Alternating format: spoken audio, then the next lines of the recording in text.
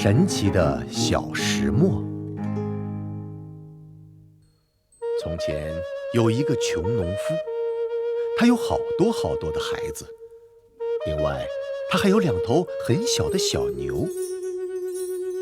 贫困的2口子不知道该如何养活这么多孩子，因此他们非常发愁。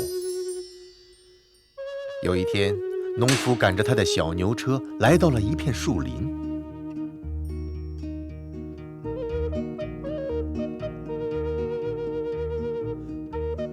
正当他把劈下的干柴装上小牛车时，他猛然间看到有一个小男孩和一个小女孩在欢快地玩耍。农夫走上前与他俩攀谈起来，他这才得知，女孩是日出王的公主，男孩是日落王的王子。说话间，2个孩子看到了那2头小牛，王子喜欢极了，他还把农夫说的不知如何是好。王子不想白白得到小牛，于是对穷人说，他带走小牛，他爸爸会付报酬的。回到家，农夫受到妻子劈头盖脸的责骂，可怜的老婆哭得很伤心，一直在呵斥。农夫觉得在家待不下去了，于是上路前往日落王的宫廷。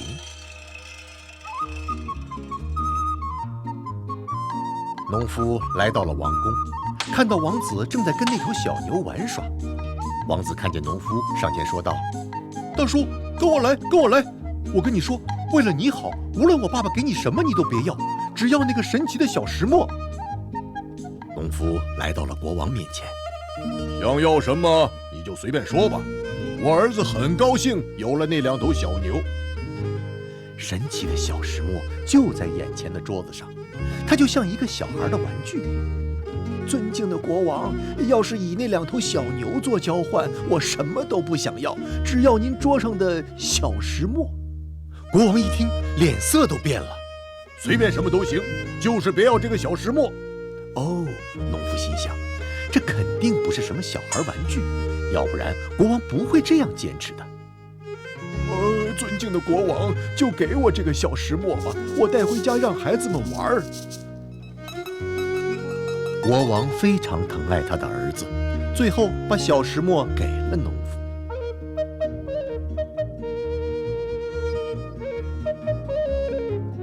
大叔，这样你安心回家，把这个小石磨放到桌子上，对他说：“神奇的小石磨，给我金币，烤的食物，煮的食物。”然后你就会看到，你想要什么，他都会给你。当你觉得够了的时候，就对他说：“神奇的小石磨已经够了。”嘿，农夫很是高兴，他谢过了王子的好意，抱着小石磨急匆匆地朝家赶去。半路上，他惊奇地发现有一个又大又黑的东西迎面而来，他一时搞不清楚那是什么奇怪的东西。这会是什么呢？他自问道。原来是一顶很大的黑帽子，帽子下面有一个人。农夫开玩笑地说：“嘿，老兄，你头上的帽子是不是太紧了？”别跟我开玩笑，还是给我一块面包吧，我3天没吃东西了。我爱莫能助，老兄，我什么也没有。等等，我想起来了，我有一个神奇的石磨。神奇的石磨，给我些吃的和喝的吧。话音刚落，足够1村人吃的东西堆放在眼前。神奇的小石磨已经够了。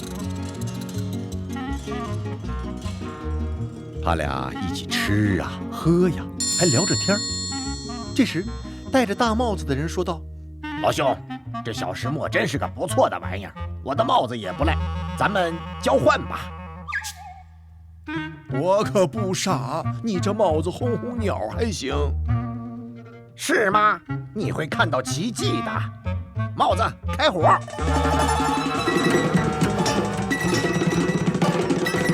够了。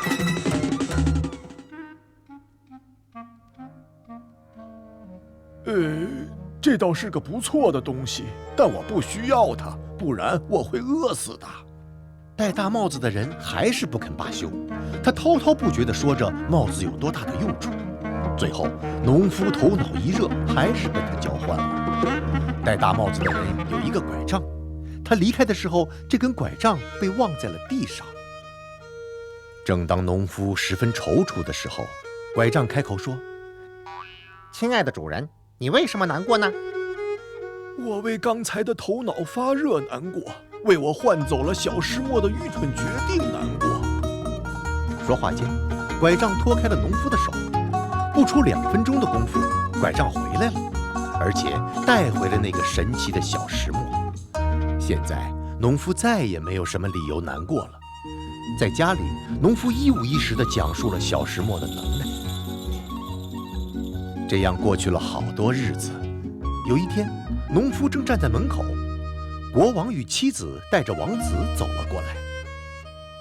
尊敬的国王，您这是去哪儿啊？为什么走路去啊？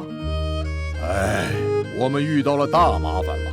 北方的国王占领了我的国土，我们只能流落四方，落脚的地方都没有。尊敬的国王，不要悲伤，我能帮您摆脱困境。农夫说着，戴上了大帽子，拿着拐杖，出发去找北方国王的军队了。没多久，农夫找到了他们。北方国王的军队劫掠了日落国，一时间昏天黑地。农夫来到了山顶，让帽子飞到了敌人的上空，大声地说：“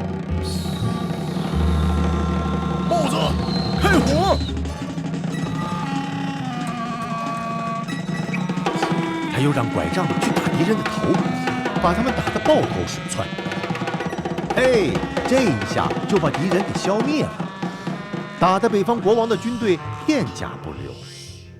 随后，农夫回到了家，他向国王报告说，一切平安无事，可以回到王宫了。国王把农夫的帽子和拐杖都买了下来。